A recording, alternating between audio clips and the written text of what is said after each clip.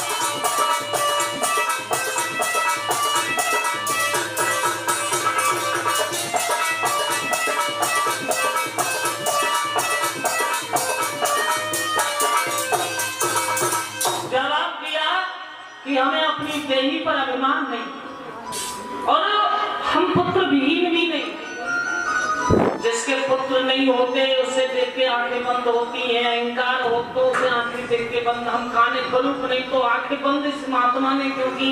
लेकिन महात्मा तब कर रहे थे, चारों तरफ को देखा, एक मरा हुआ सर्प पड़ा है, उस मरे हुए सर्प को राजा ने धनुष की नोक से उठाया और ऋषि के गले में डाल दिया।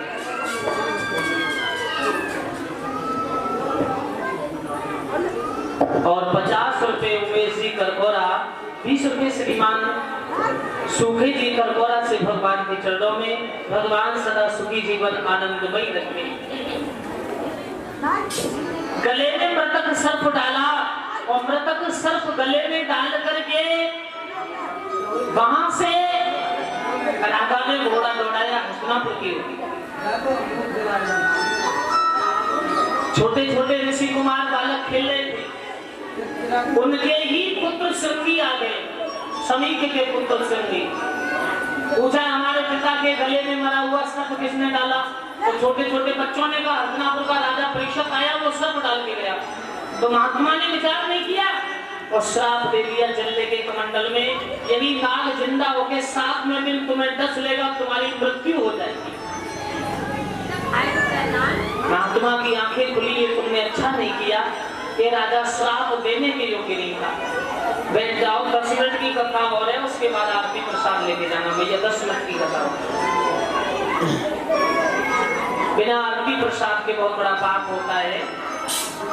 2 बजे कथा से समय से आ जाया करो और 5 बजे तक, पौने 5 बजे तक कथा का प्रसंग है। तो भक्तजनों, ऋषि अपने पुत्र को लेके चले महाराज परीक्षित से क्षमा मांगने। जवाब दिया, क्षमा करो महाराज, 7 दिन में मरने का तुम्हें मेरे पुत्र ने श्राप दिया। देखिए मरना सबको 7 ही दिन में। तो राजा परीक्षित ने कहा कि ये तो आपके पुत्र ने बहुत अच्छा किया कि मात्र हमारी उम्र 7 ही दिन की है, आज तक किसी को ये पता नहीं चलता तुम कितने दिन जियोगे, और हम बड़े सौभाग्यशाली कि 7 दिन के बाद हमें भगवान के घर निश्चित ही जाना है। राजा ने अपना घर त्याग दिया, अपने पुत्र जन्मेजय को राज्य दे दिया और अपने उस धाम को छोड़ करके गंगा मैया के किनारे शुक्रताल यानी शुकर क्षेत्र में पहुंच गए। शुक्रताल में बैठ गए जहां ऋषि गण महात्मा तरह तरह से महाराज को ज्ञान सत्संग कथाएं सुना रहे। अगर किसी का अंतिम समय पता चल ना जाए, देखा कोई ज्यादा बीमार हो जाता है तो रिश्तेदार सभी लोग आने जाने लगते, बोले भैया 2-4 दिन के मेहमान हैं, अब तो चलो उनके दर्शन कर लो। शबासुल गंगा भृगु वशिष्ठ मार्कंड विश्वामित्र अत्रि सब ऋषिगण कोई कथा सुनाता है, कोई सत्संग सुनाता है। देखा कोई वृद्ध पुरुष जब मरने के लिए हो तो कोई तरह तरह की दवाई बताएगा, कोई उपाय बताएगा, कोई कहीं डॉक्टर बताएगा, कहीं कोई अस्पताल बताएगा। कुछ लोग ये पूछते कि इनसे ये पूछे कुछ खाओगे तो नहीं। भक्तजनों, समय आगे चलता जा रहा है, तरह तरह से कथा सत्संग आज महाराज को सुनाए जाने लगे हैं। भक्तजनों,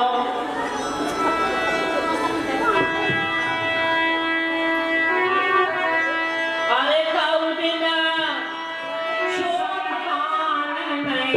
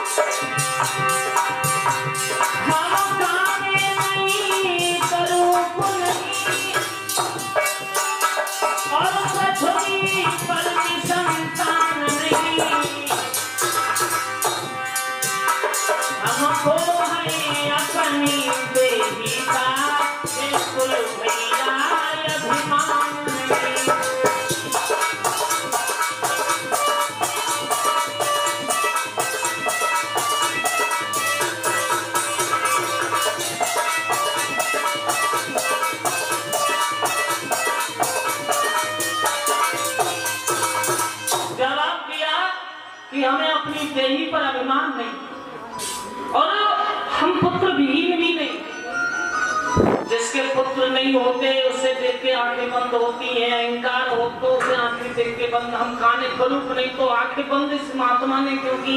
लेकिन महात्मा तब कर रहे थे, चारों तरफ को देखा, एक मरा हुआ सर्प पड़ा है, उस मरे हुए सर्प को राजा ने धनुष की नोक से उठाया और ऋषि के गले में डाल दिया।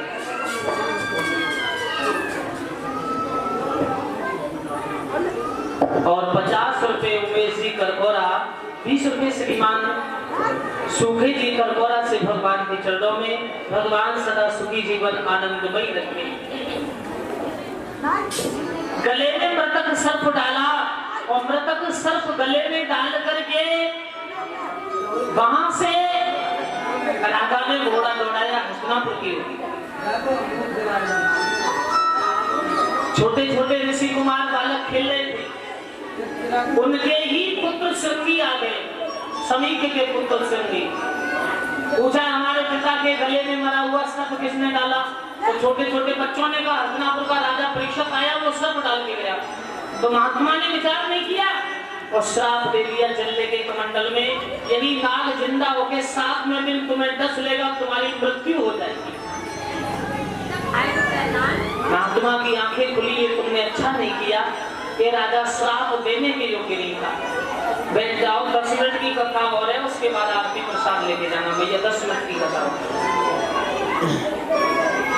बिना आरती प्रसाद के बहुत बड़ा पाप होता है। 2 बजे कथा से समय से आ जाया करो और 5 बजे तक, 4:45 बजे तक कथा का प्रसंग है। तो भक्तजनों, ऋषि अपने पुत्र को लेके चले महाराज परीक्षित से क्षमा मांगने। जवाब दिया, क्षमा करो महाराज, 7 दिन में मरने का तुम्हें मेरे पुत्र ने श्राप दिया। देखिए मरना सबको 7 ही दिन में। तो राजा परीक्षित ने कहा कि ये तो आपके पुत्र ने बहुत अच्छा किया कि मात्र हमारी उम्र 7 ही दिन की है, आज तक किसी को ये पता नहीं चलता तुम कितने दिन जियोगे।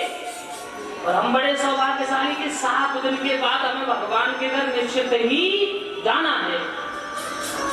राजा ने अपना घर त्याग दिया, अपने पुत्र जन्मेजय को राज्य दे दिया और अपने उस धाम को छोड़ करके गंगा मैया के किनारे शुक्रताल यानी शुकर क्षेत्र में पहुंच गए। शुक्रताल में बैठ गए जहां ऋषि गण महात्मा तरह तरह से महाराज को ज्ञान सत्संग कथाएं सुना रहे। अगर किसी का अंतिम समय पता चल ना जाए, देखा कोई ज्यादा बीमार हो जाता है तो रिश्तेदार सभी लोग आने जाने लगते। बोले भैया 2-4 दिन के मेहमान हैं, अब तो चलो उनके दर्शन कर लो। शपाशुल का अंगिरा भृगु वशिष्ठ मार्कंडेय विश्वामित्र अत्रि सब ऋषिगण कोई कथा सुनाता है, कोई सत्संग सुनाता है।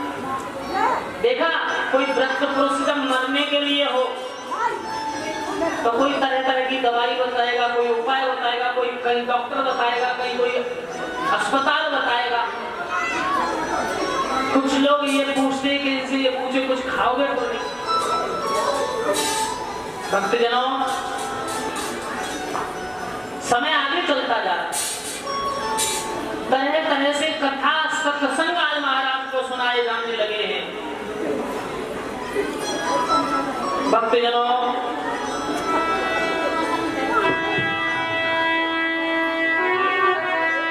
अरे कौदिना छोड़ अचानक आया।